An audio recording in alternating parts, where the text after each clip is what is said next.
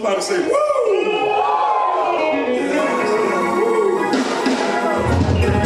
Yeah. If you ain't resurrected now, you ain't going to be. Amen. If you're not redeemed after that, you're not going to be. Yes. If you're not fulfilled after that, you probably won't be. Yes. Turn with me real quick in your Bibles to the book of Genesis chapter 1 verses 26 and 27. Yes. As we remain standing for the reading of the word. Genesis chapter 1 verses 26 and 27. And after that we're going to invite Brother Luke in. Yeah, Brother Luke chapter 22 verses 3 and 4. If you have it, say amen. If you need time, say hold up. Genesis is the first book in the Bible. Amen. If we can't get this one, we need to jump. Amen. Here we go right here. Look at Moses now. Look how Moses wrote this. He says it simply. Then God said, let us make what? Mankind in our image. Say our image. There's a lot of confused people in here today. You don't know who you are. Yeah, make mankind in our image, in our likeness, so that they may rule over the what? Fish in the sea and the birds in the sky, over the livestock and all the wild animals, and over all the creatures that move along the ground. Amen. So God created mankind in his own image. In the image of God, he created them, male and female. He created them. Somebody say image. Now turn over to the book of Luke real quick, and you can have your seat. Luke chapter 22. Amen. Verses 3 and 4. If you have it, say amen. Amen. And it reads, then Satan entered Judas, called Iscariot, one of the 12. And Judas went to the chief priests and the officers of the temple guard and discussed with them how he might betray Jesus. I want to read that one again. Amen. Go back to verse 3. Amen. Then Satan entered Judas, called Iscariot, one of the 12. And verse 4 says, and Judas went to the chief priests and the officers of the temple guard and discussed with them how he might betray Jesus. Amen. And for a topic for this series, God gave me this. I'm sick, but don't tell nobody. I'm sick, but don't tell nobody. Father, we thank you this morning from whom all blessings flow. Allow your spirit to fall fresh in this place. We're nothing without you, but with you all things are possible, God. And we just thank you this morning for the opportunity to praise, opportunity to give you glory, opportunity to do your will. Order our steps this morning and direct our path. We want to give you what you deserve. We want to honor you with our praise and worship. Let our light so shine this day that man see it. Father, and you get the glory, honor, and praise. Now speak through the man of God. Have your way with him this next hour.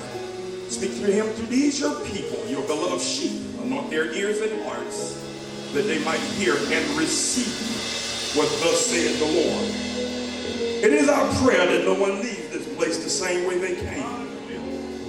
Thank you, Father, for alwaing, for always being infallible and unmovable.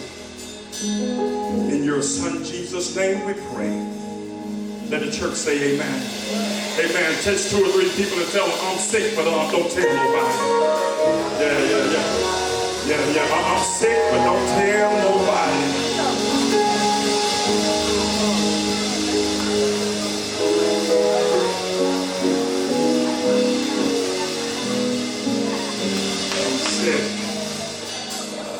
Don't tell nobody. Don't tell no one I'm sick. A lot of times people are sick and ill and they won't tell people that they need help. We disguise how we look in our daily lives. We hide how we really feel with things like makeup, wigs, extensions, fake nails. And now they've made these body parts, these body suits. You know what I'm talking about. I can't do a stale church. Y'all know what I'm talking about, body parts. It makes you have things or enlarge things that are really not there. Tell somebody they sick. They sick. They just won't tell nobody. That's where we are this morning. We're sick. And we just won't tell nobody. Here it is over in the book of Genesis. Moses wrote this so keenly. He says that in the beginning God said, let us make man in our image and in our likeness so that they may what? Rule over flesh of all mankind, of all creatures and all kind. He created man in his image and after his likeness. But somewhere along the way, man became confused. And we forgot about his image and went to our image. And we've been sick in. It wasn't too long after he created Adam that Adam went against God. And since that time that was caused by disobedience, man has had his own image. And our own image has caused us to become internally ill. You wonder why being sick always starts internally. Okay. I see what we're doing today. Being sick always starts on the inside. The problem is we ignore the signs.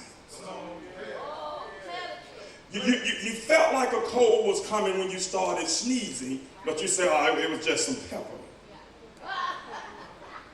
I'm okay. Everybody, you're okay? I'm okay, I'm fine. It was just some pepper, I'm sneezing. But your body is telling you you're sick. People refuse to go to places where people will help them. I don't feel as bad now because people don't come to church because people won't even go to the doctor. Mouth toe up from the floor up. Running everybody out of rooms. You refuse to still, okay. You refuse to still go to the dentist. You would rather make others around you and your surroundings suffer because you refuse to believe that your mouth is decaying. I'm sick, but I don't want to tell nobody. God tells us over here in the writing of Moses that God created mankind in his own image. So in verse 26 he says, let us make man in our image. Comes right back in the very next verse, and the thing that he said is now have come to pass. Falls right in the line with the same things that he said in the beginning of the Bible, let there be light, and there was light. Let there be separation between light and darkness, and there was. Same thing comes with man. He said, let us make man in our image, and comes right back in the next verse and say, so God created man in his image. In other words, God wants us to be just like him. But how did we get to the place to where we became so much like us? How do we make such a marvelous mess and have been suffering ever since? Even though Adam went and got it right, bloodline. And the Bible declares that while it was in his bloodline, it says that his son Cain killed Abel. It was a mess. And from that point on, he lost two sons at the same time. Tater, he had two deaths. The first death was Abel, his son, who was killed by his other son, Cain. But the second death came that nobody talks about. The second death was Cain. Because it was from that point on that Cain turned away from God. He had two deaths at the same time.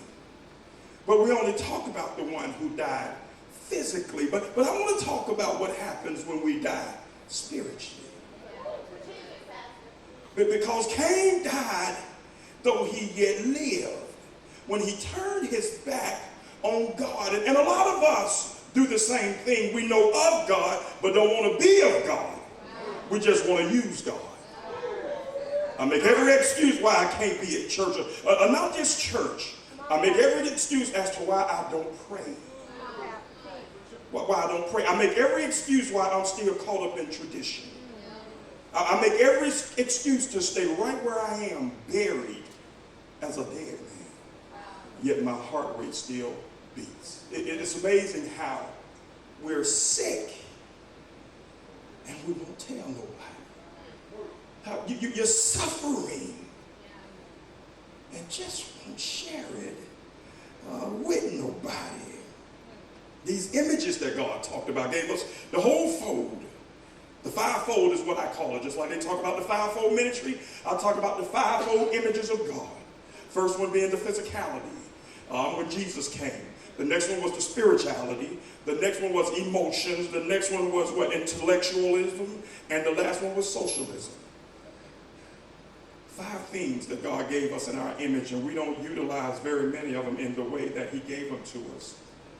We use them only in our ways to gain advantage or increase in areas that will enhance our image. That's how we're doing it. So what happens from here? People don't know who they are.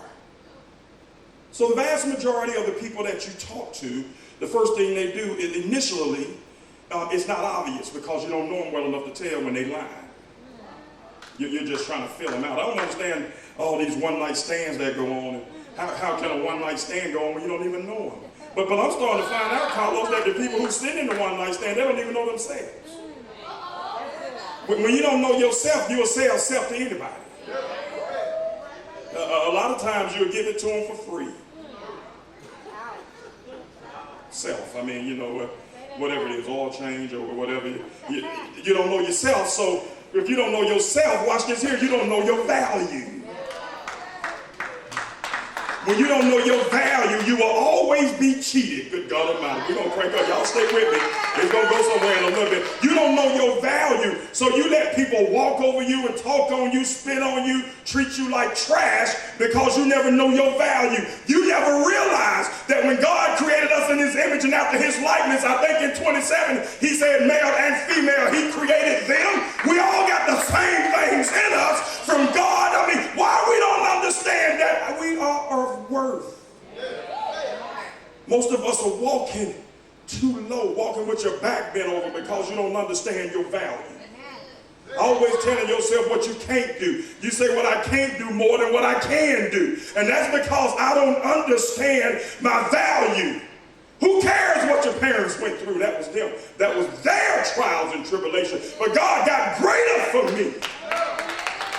If you ask your parents always want their children to be better than they was. That's a parent's greatest dream, that my children be more successful than I am. Yet we don't understand the value. So when we meet people, it's not obvious when we meet people who they really are. And the vast majority of these people are hypocrites, high cappers, fakers, fabricators, imitators, and counterfeit. Most of the people you meet are in those categories. I know Johnny looked good to you, but Johnny only looked good. But my mama told me everything that shine ain't go. Johnny's the biggest liar you ever want to meet. You start dating Johnny, he about got your mom and daddy divorced because he over there just wrecking hell in the house. Yeah, got your daddy drinking with him at your daddy's house. Fabricators. Fabrication. People lie because they don't know who they are. They don't understand that everything they need is in them. So they don't appreciate that the value you have in you, you can pay your way. Not by money. See, this is what we don't understand about the cross, Mr. Bear. Jesus didn't just pave the way. Jesus paid the way. Jesus paid the way. He didn't just pave it. Yeah, he didn't just, no, I'm going to pay for it. Because if he paved it, now anybody can walk on it, but when he paid for it, now he owns it. That's why he sits at the right hand of his Father, and it deters him when we act like we do, because he says, y'all don't understand your worth. First thing they say when people have a house, what's the equity in your house? And when people say they don't know, 9 times out of 10, they don't own a house. Because at some point, people who own a house, they might not have it to the dime, but they're going to know the roundabout figure. Because that's something of value. You're going to understand that. That's why people, when you look at doctors and you say they act a certain way, they should. They understand their value and they understand how much debt they're in. They ain't got time to be fooling with you. Trying to hang out with you and they got debt, they're trying to do something, all you want to do is go hang out. And they don't have time. They don't have time for that. Over time, as we become involved with people, then the reality becomes apparent. The reality becomes apparent. And the reality is this. The vast majority of the people you meet are the parallel to icebergs. Shouldn't have been like this. Icebergs should never really have an intricate part in a Sunday sermon. Not when God has given us and created us in his image and after his likeness. Now, an iceberg. A large floating mass of ice that is detached from a glacier and carried out to sea. Iceberg. That's what we are. We are detached from something greater, and now we are just surfing and floating out to sea. But even in the floating as an iceberg, you still don't get 100% of what an iceberg is. You only see a certain part. The danger in an iceberg comes because they are huge and they float low in the water, which can cause danger to ships. Yeah, you see a little bit of an iceberg on top of water, but you never see what's underwater. And that's just like people. You only see a little bit of people on top, and you don't realize what you're befriending underneath. It's amazing how people are now the parallel to icebergs. People married 10 years and you don't really know your spouse. You only found out after you was married that your spouse had been married before. When you ask them why they didn't tell you, they say, it was irrelevant. I don't see why I had to tell you that. You're the love of my life. Look at the iceberg. This is an iceberg. Look at the iceberg, how at the top of it, it's like a pretty piece of ice just floating on water. Oh, but when you look up under the water, see, that's where the danger comes in, is what's up underwater, because you can't see what's underwater, and we don't realize that with icebergs, what you see on top of water, the greater is what's underwater. Whatever you see on top, up under the bottom, going to be 8 times larger. Danger in icebergs. Yeah, she was pretty and had a good job. Oh, but you didn't know she was demonic.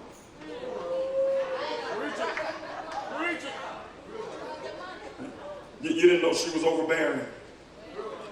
She told you she loved you. You moved in with her, and she constantly reminds you every day that everything you touched was hers. She looked good when your boat went by. Only if I could have jumped out the boat and saw what was under the water. Yeah, that's the same thing with Satan. Satan make things look good. The Bible say what the pleasure of sin is for a season. The season represents the top of the iceberg. It feels good, looks good, smells good, tastes good while you're sinning. But oh, the repercussions of your actions, the bottom of the iceberg. And you say, how did I get here? And I ask myself, how did I get here? Because the Bible declares that I was created in God's image and after his likeness. How did I get in such a place of discord? Where now everything how I really feel, I hoard in my heart. I never verbalize how I really feel. If only people knew how I really felt, their prayer for me would be different. They won't be praying against me as the enemy. They'll start praying for me as a hurt sheep. If they only knew what was up under the water, it'll change how they look at me. If they only knew what I was carrying, it'll probably make a difference in our conversation. If they only saw what all I was really carrying, what was really weighing me down, they would start having mercy and start interceding on my behalf. But all they see is what's up top, because truth be told, I'm too embarrassed to let them see what's below. I don't want you to see what's below me. I don't want you to see the struggle I really have. So I come in and I'm smiling, and you don't know how much it takes to smile. But I have an image to uphold, and that image is I'm sick. But don't tell nobody. You'll be surprised at how many people in marriages who's sick of the marriage, but they won't tell nobody.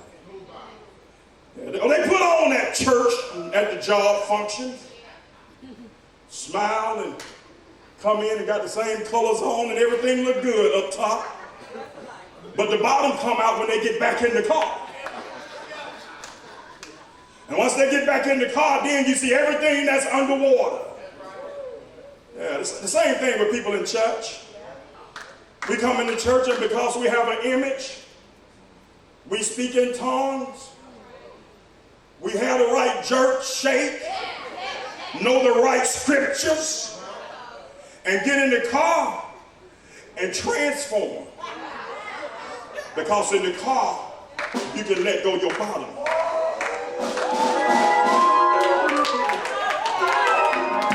The world has it that whatever is the greater of the two things takes residence. So if good is bigger than evil, then good will conquer evil. Let me put it in church form. If my spirit man is greater than my flesh, then my spirit man will melt that spirit. But most times our spirit man has become so weak until our flesh arrives and all people can see is that thing that you wanted to keep covered underwater. It's sad to have to preach a sermon that's the parallel to icebergs. But we got some people who are sick and don't want to tell nobody. Oh, I look down and I think back to the quote that says, like icebergs, people normally expose a small part of themselves and generally just the part they wish to show. Like icebergs, people normally, now, what got me, Dean, is when they say it normally.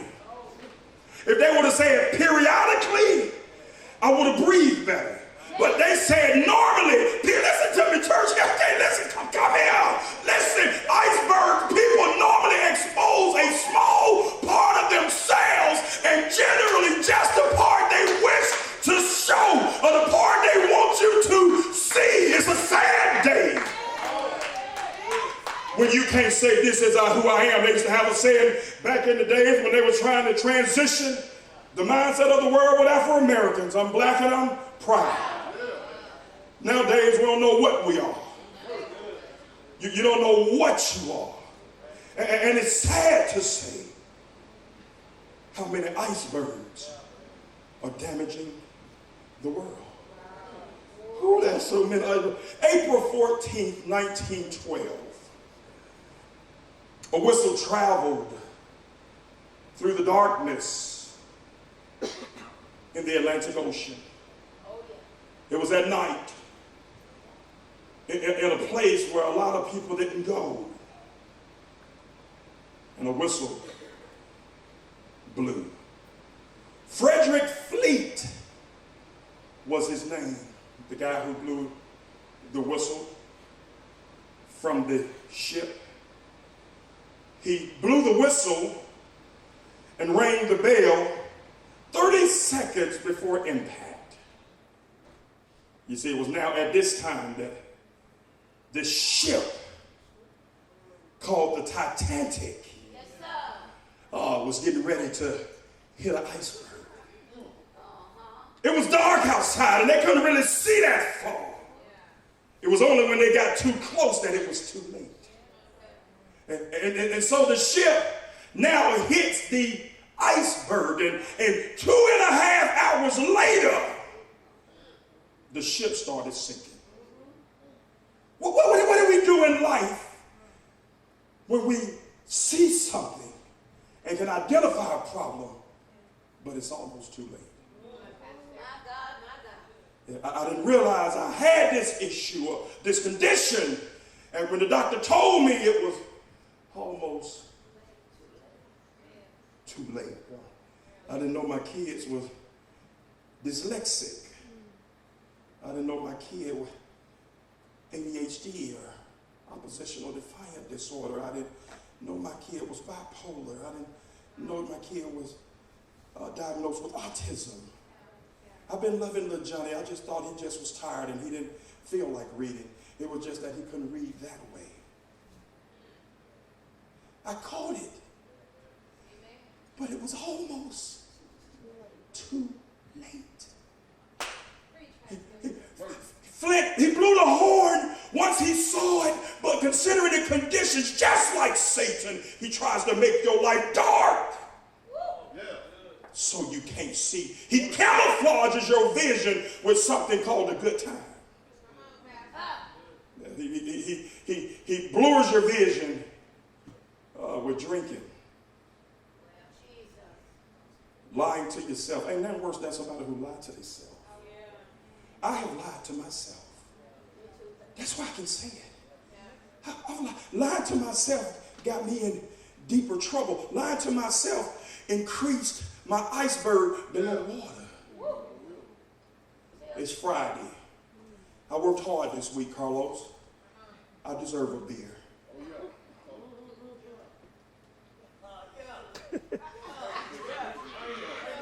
I'm just trying to get an amen because I know some of y'all that ain't beer, probably weed or snorting cane. I'm coming down your road. Just stay with me. It's some on Friday that you're talking yourself into that you know you shouldn't be doing. Just stay with me this morning. I promise you. I'm a little slow today, but it's worth waiting on. I'm coming down your road. I've talked myself into increasing the mass of my iceberg below. Danger, darkness. It's cold up there. North Atlantic. And the ship wrecks. This ship that was supposed to be able to stand the test of time is now in a dark place. all of y'all who think you're saved beyond recognition. Darkness always looms and always awaits you. For the Bible says, when I will to do good, Jesus. It said evil was forever present, which means that when I was going straight in my boat and I wasn't doing nothing, evil was always lurking. I got to always keep my spiritual eyes, keep my neck on the swivel. And he says in the Bible, be smart as a serpent, sweet as a dove. Olivia, the reason he says be smart as a serpent is because he wants to make sure that just because you saved don't mean that you won't be challenged. Just because you saved don't mean you won't be attacked. When you become saved, you got to look all day long, sleep with one eye open, because Satan is always, can I get an amen? You got to sleep with one eye open once you really give your life to Christ, because that's when you're introduced to hell. My eyes open, I'm swiveling because I'm saved. The Titanic is now in a place to where no man has ever gone, because they had never sent a ship across that particular piece of water to try to get over here to America. It wasn't like it is now. All this modern technology, it was old school. It was the best they had then. But the climate didn't care. You see, the ocean's going to always be the ocean. Darkness going to always be darkness. Cold going to always be cold. And deep going to always be deep. It don't care. The world is unforgiving. That's why it bothers me when church people can't forgive. Because when you can't forgive, you just like the world. You got a Champion for Christ t-shirt on, and on the back you got a hood on with I am of the world. I put a shirt on I can take off, but I'm tattooed up with the world. Makes me confused when I see this, because that's somebody who is sick, but they just don't want to tell nobody. Oh, this iceberg goes down, and it says that once the ship started, it started going down so fast. In 2 hours, a ship that size, they say the ship broke in half. Ooh, if a ship can break like that, I know God parted the Red Sea. I know he parted the Red Sea. But you see, those people, those children of Israel, was trying to walk to get to Christ. These people on this ship right here was walking to a good time. And the ship split, just like the spirits on that ship.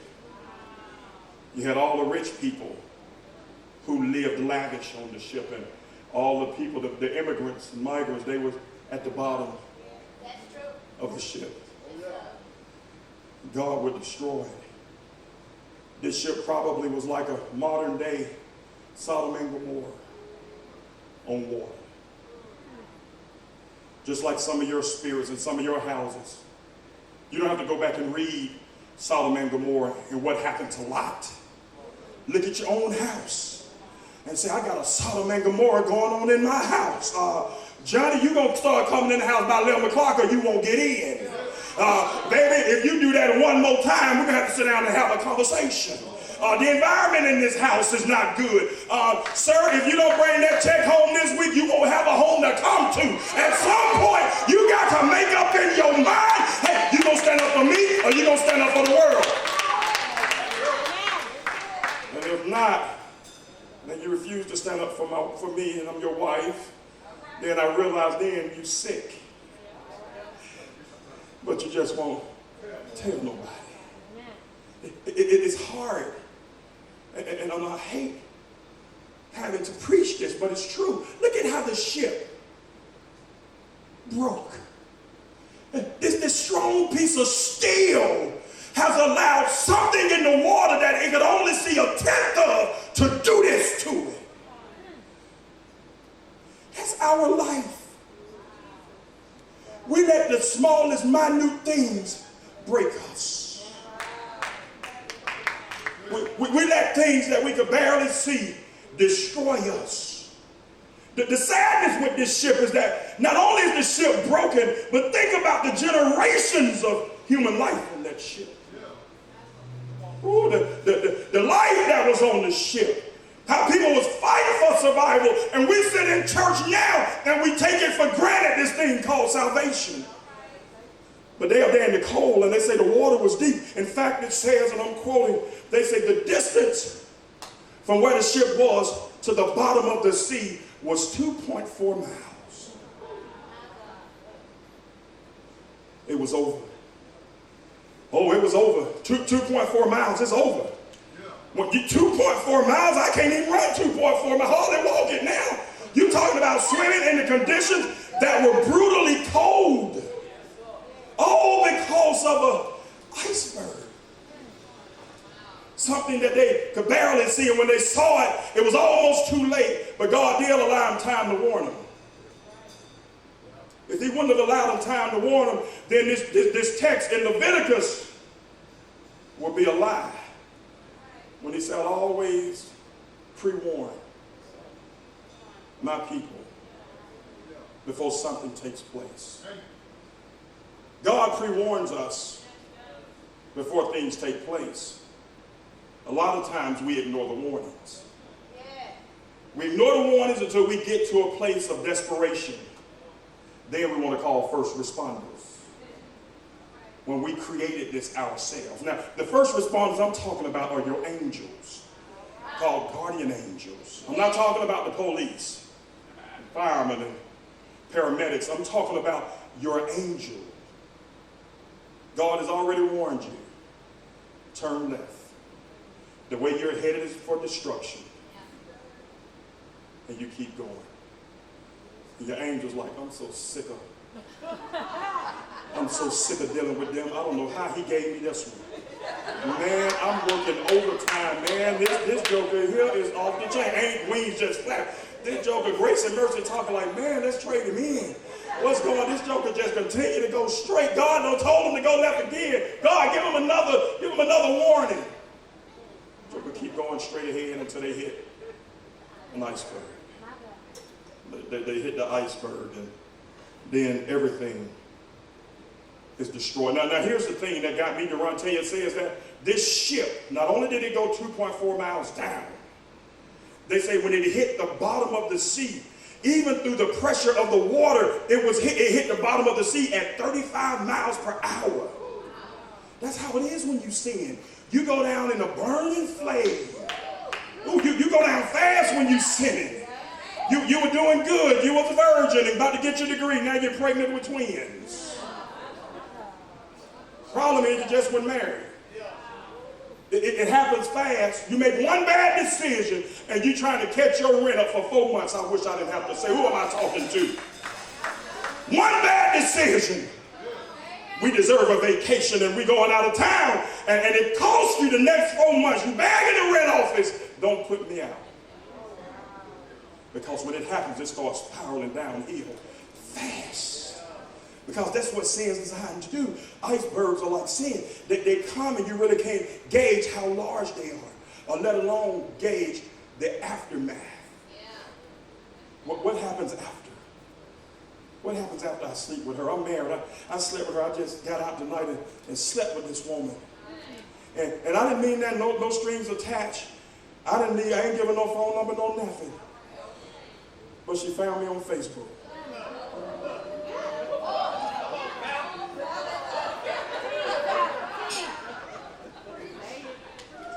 That iceberg, you didn't see what was underwater. You didn't know she was an investigator.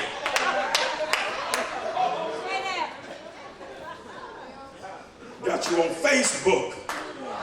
Your Titanic has now seen the iceberg. Oh, but it was almost too late. now you sick, but you can't tell nobody. You sick for real. What is powerful is when what you say is just a tip of the iceberg of what you know. What is powerful is when what you say is just the tip of the iceberg of what you know. That's powerful. Ain't nothing like a person who know how to keep their mouth shut. Yeah.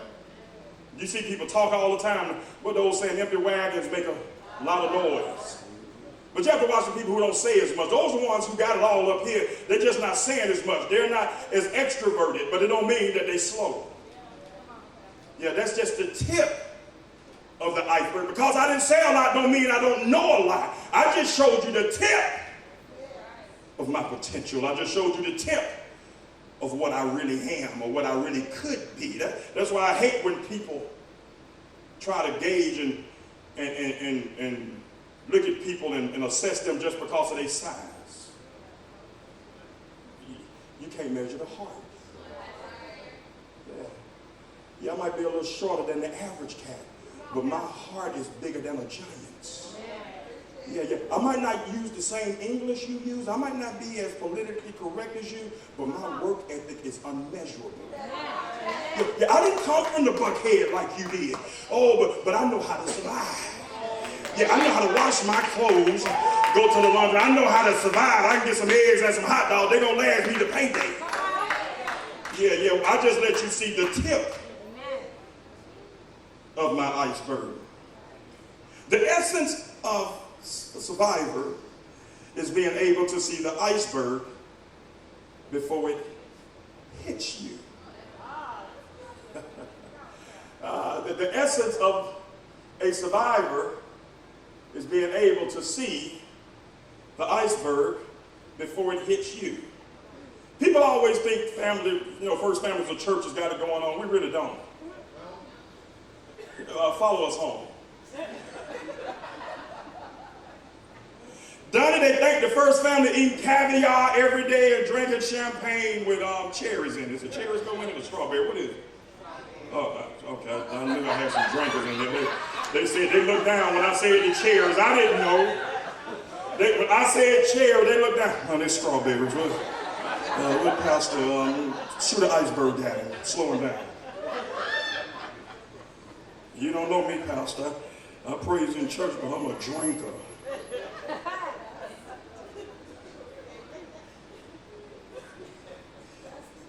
It's the truth. The essence of a survivor is being able to see the iceberg before it hits you. Since I can't totally weigh out the danger, how about just avoiding it? How about just going around it? If I think I'm going over my friends and they're going to do something that's going to take my spirit and cause me to take 2 steps back, if you know right now when you go out there and do that hustle going to get you right. You get your mind on Fred. Leave the hustle alone. Look, not Dorsey, he's married. No, your Fred. Yeah, they're looking at it. I knew something wrong with Dorsey. I never trusted him. That way he's that crooked smile. If you know going out going to put you in a place spiritually that it's going to be hard for you to recover, don't go. The essence of those who survive is being able to see the iceberg before you get to where you're going. Because then you can predetermine if that's safe ground. If that's safe ground. I know all you had in the past and all your friends. It don't matter no more when it comes to God. You can't love them the same and keep them right there with God. Something got to give. I got to love God more than I love my spouse. I can't love my friends the same. Yeah, Garrett, I'm coming. I'm going to skip God today. Skip God. You better tell them to move it to Saturday. Oh, I get out of church at 11 o'clock. You better move it after 11. I'll be there at 11:30. But we don't do it. We don't do it because, truth be told, you become addicted to being shipwrecked. You become addicted to pain. You become addicted to self-inflicted wounds. You become addicted to putting yourself in a dark place.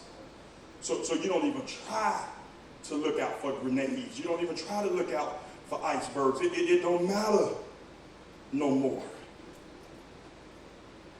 Think about this.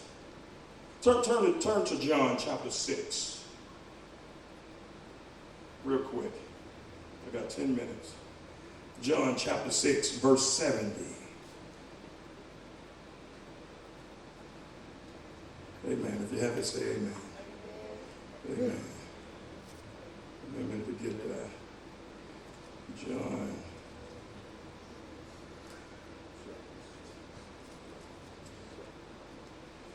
Chapter 6, verse 70. Look at what this says right here. Then Jesus replied, have I not chosen you, the 12? Yet one of you is a devil. He said, I chose the 12. I chose you. One of you I chose was a devil. Why do people think that Jesus would allow an iceberg to get that close to him? Oh my God. He couldn't allow the iceberg to get that close to him before he saw it, because he couldn't put it out there to where people could die. And if he died before his time by not being able to identify this iceberg, which was Judas, then where would we be? We would have no grace. Jesus said, no, I see the iceberg afar. Come on in, iceberg.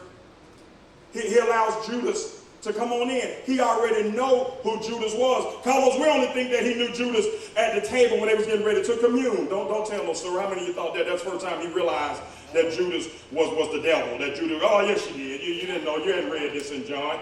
You didn't know that Jesus he knew already. Jesus knew already who he was letting into his camp, because he knew what icebergs can do. You got to know, if you know where you're going, you know who you need. If you know where you're going, you know who you need. He knew where he was going. He needed an iceberg. Not for himself, because he knew the iceberg. He needed the iceberg so the iceberg could camouflage who it really was around the other 11 disciples. That's why he put it out there like this to Peter. Have I not chosen you, the 12, yet one of you is a devil? And Judas went to the chief priest, and he went on and plotted on how they was going to get Jesus to come in and do all these miracles. But what did he give up? Being an iceberg. What did Judas really give up being an iceberg? Think about it. Commitment. He had made a commitment to be a disciple. Went astray. The opportunity he was given to walk with Christ, all for naught. The choice he made. The choice he made. He made a choice to increase his mass below the water. And the reason he made that choice was because of image. Judas was always shooting left. The Bible said that he was the treasure, and he was all. Elder, he was a treasure that always was stealing money. I need more readers in the church. That somebody should have jumped up and said, I had a cousin like that who was on crack who was stealing money. A brother like that, somebody would have got up there and say, I can recognize with Judas, somebody in my family, in my bloodline like that. They was always stealing from the family. Barry, he was a treasure for Jesus. Jesus knew he was the iceberg, but Jesus kept feeding him. You keep doing what you're doing, that way you can remain distracted. So when it's time for you to do what you need to do to get me where I need to be, we won't have no problems. So this joke is he's over the treasury, and as they taking up whatever for Jesus, he keeping a portion of it. Low down joker. Low down joker. But his outcome was unbearable. Think about it. Now, if Judas was this iceberg, above water, would be the fact that he was a disciple. Because everybody can see that. And you want everybody to see you. Oh, wear something new to church. You move up your seat. You don't even sit. You move up toward the front. You stand up for praise and worship. You speak to everybody on your way in and out the door. How you doing? How you doing? Because you want everybody to see you. Get a new car. You get to church early. Make sure you can park up front. Stay late so everybody got to go by the car. Now you ain't in the sanctuary. You at your car with the music on, looking in the trunk.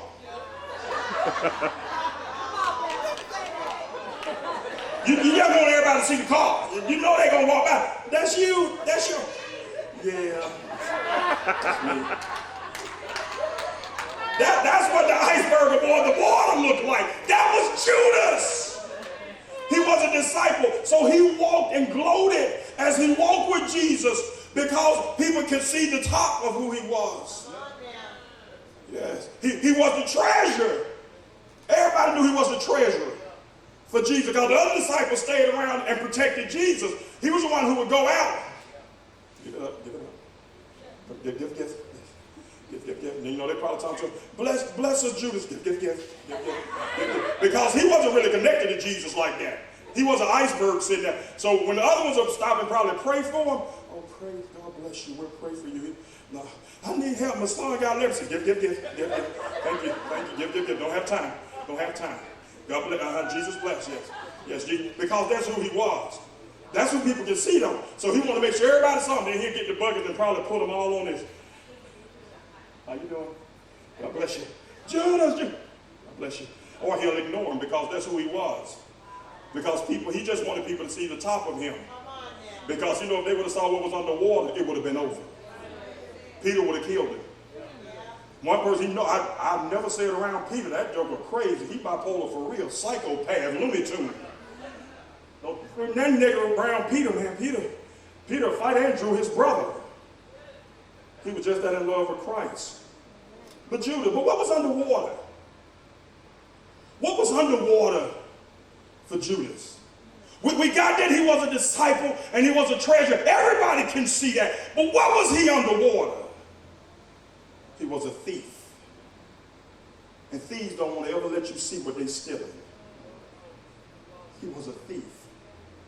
And a lot of people in the church are spiritual thieves. You stealing souls. You don't want nobody to see it. You have sidebar conversations and leave a negative nugget. And killing people. False prophets killing people. Chasing something, a prophecy, instead of chasing God. That's where we are. The Bible tells us throughout the Bible, beware of false prophets.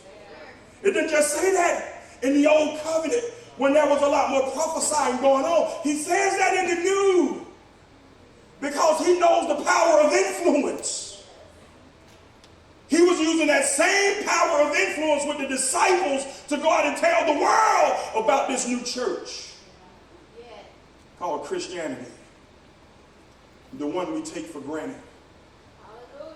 The one we put behind everything else. You got more things in your life that you hold to a higher standard than your church. People aren't even proud anymore of the church they go to. I'm glad champions are. I'm glad we are. But people, Olivia, are not even proud to say, I'm a part of the kingdom. We're afraid when we get around other people who are something else because they say something you haven't heard. They keep talking to them and be like, that's a strange fire. The Bible says when they start speaking crazy like that, you don't understand, and it's way over here. I always say a strange fire is anything that doesn't lead back to salvation. That's William Wynn. That's Dr. William Wynn's equation. A strange fire is anything that don't lead back to salvation. That's how you can tell most prophets. They don't remember what they prophesied. Because it was never them. They were a vessel. So if people come out, what you see in me today? What you see in me today? They're just coming out, spin and run. Because they're telling you what they see, but they're not spinning out what God is saying. Because most times as a prophet, you don't remember a lot of that. It's too tiresome and too draining. But we follow these things because we have itchy ears. And itchy ears add on to the bottom of your iceberg. Being impatient and trying to get a quick fix. I just need him to lay hands on me. If I can get to him to lay hands on me, I'll be saved. The devil is a lie. It's your belief that causes you to become saved. I know your child can lay hands on you and you and the sick shall recover. Iceberg up underwater is getting bigger. Yeah, because now Satan don't have to play tricks on you no more. He allows your greed to be all the trickery he needs. So he didn't even have to work with you no more. You're working for yourself. When you become self-employed spiritually, you're working for Satan. They missed that one, dude. When you become self-employed spiritually, you're working for Satan. I'm employed by him. He dwells in me. So I work for him, not my will, but thy will be done. When you start looking at things that way, God, what is it that you want me to do? I know it's not going to be popular, but it's necessary. Now, I'm getting to the point where I'm being healed. I'm getting to the point now where I'm starting to recover. And Barry, not only am I getting healed, I'm being delivered. And that's something we have to come to grips with. Not just being healed, but being delivered. A lot of us have been healed, but we didn't replace that nasty spirit when you got it out with something else. So the nasty spirit, when it went out in Rome, is how I go back to what I'm familiar with. And then it brings back 7 more with it. So you wonder how I was right here in February. I was a bona fide Christian, and now it's June, and I'm a hellion. I've gone back to everything I used to do, and I have a greater craving for it. It's because you're working for someone else now. You walked out on God and didn't even give him notice. You just up and quit. And now you've started to build your own iceberg. And can't nobody see it but you. And you know internally right now that spiritually you're struggling. You know right now your flesh is causing you to sin. There are some things that are just too good. You don't want to let them go. Your iceberg underground is enlarging. I can't stop cussing. God knows my heart. He knows your heart, and he's not proud of it. I've heard preachers say that. Joni, I've heard preachers say that. It'll be okay if it was a cat who just came to church for the first time. We got time to work. But these are leaders who are making excuses as to why they cuss. It's one thing to say, I'm working on this, man. I've been really trying. But you said braggadociously. I saw a preacher last night on YouTube. I cussed and went on with it. I say the world is real. What is the world coming to? What and who are we preaching to ain't the problem no more. It's who's preaching that's the problem. It's who's preaching now that's the problem, that won't work to be what they preach. Gifts are without repentance. So if somebody can preach and just got that groove, can sing or whatever, they're going to always be able to do it. Amen. Now, whether they have the anointing is another story, but they can always preach. And they can preach to those evil ears, those itchy ears, because that's all they want to hear. That's all they want to hear.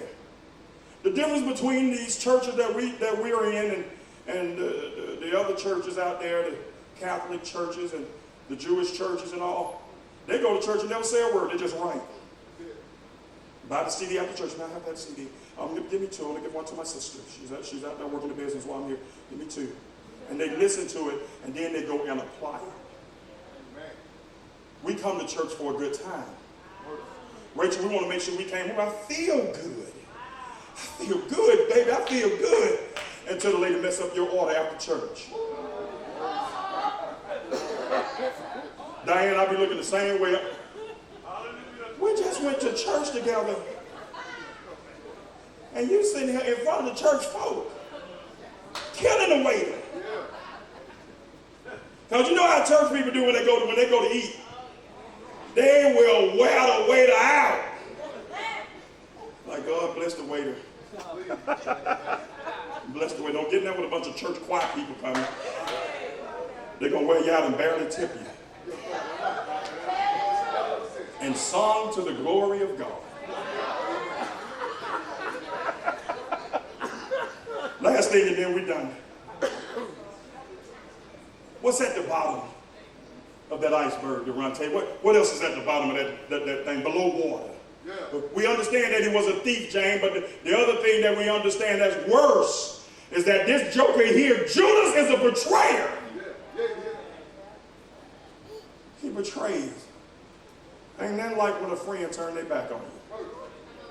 Because you notice most of your friends, or let me say so-called friends, they turn their back on you when you need them the most. Can't get them on the phone. Now, they can call you all day when they need some money from you. They'll wake you up and they're your alarm clock. What time you getting up in the morning? About 7, they call it at 7. Amen. They don't want to miss you. They're right there with you, James. 701, they call it. Waking you up. It's a radical Christian. But when you need them, they turn their back on you, they betray you. Ain't nothing like a friend you thought was your friend, you figure out that friend was talking about you to other people. Because they just want those people to see what everybody can see. And when people do that, they have a lot of issues that most people cannot see. You'll be amazed how many people here today are hiding something in their heart, Mr. Griffin. Something that other people can't see. They force a smile, spray on smell good, but they're lost. They're lost and they're crying. And so at the end of this iceberg, the very tip down here at the bottom of this iceberg, what you don't see is how deep it is up under that iceberg. That's the last thing Judas did. He was at the tip at the end and he committed suicide. And so he floated down. At the tip of the iceberg, because he betrayed Jesus,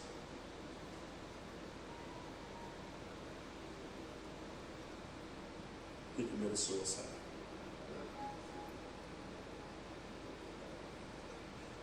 Everything that he did negative were things that people couldn't see. Think now, when he talked to the chief priest, they say it was at dawn, it was at night.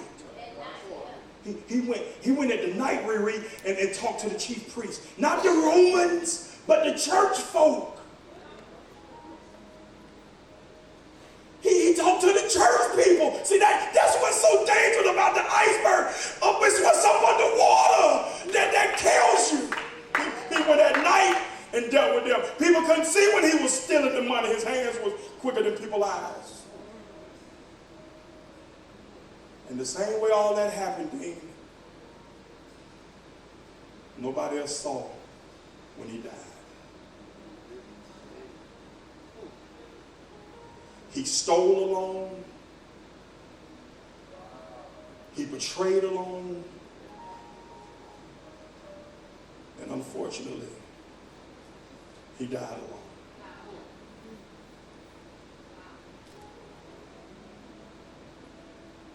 That's what this iceberg means. You're sick and won't tell nobody.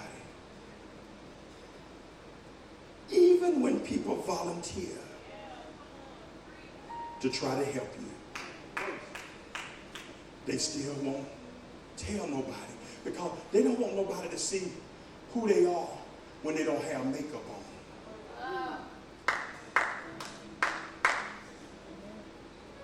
They don't want nobody to see that their hair is a little shorter and nappier than people really thought. That dude don't want you to know the car that he's driving, it's not his. It's his cousin who's out of the country. He never let you come to his house because he don't have one or somebody else is helping him occupy it.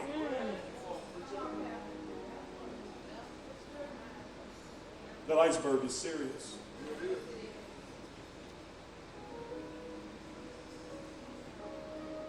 We're going to hit the real dive deep into this thing next week. Thank you for being attentive and embracing the intro to this next series. I'm sick, but don't tell nobody.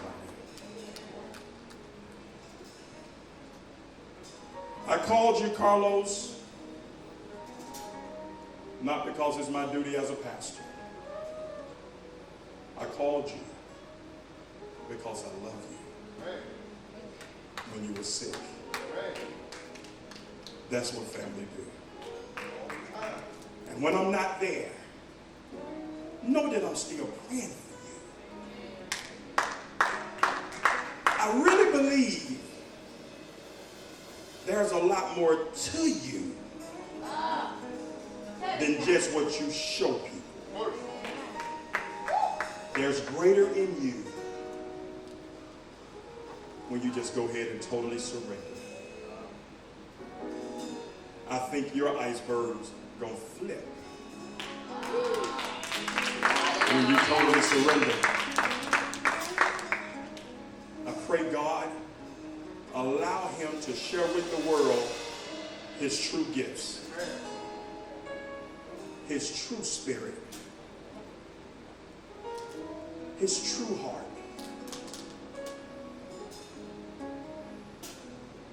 So that then people who are around him can really be saved.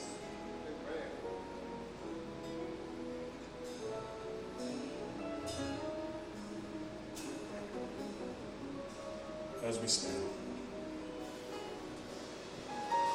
There may be one today whose iceberg is unbelievably big.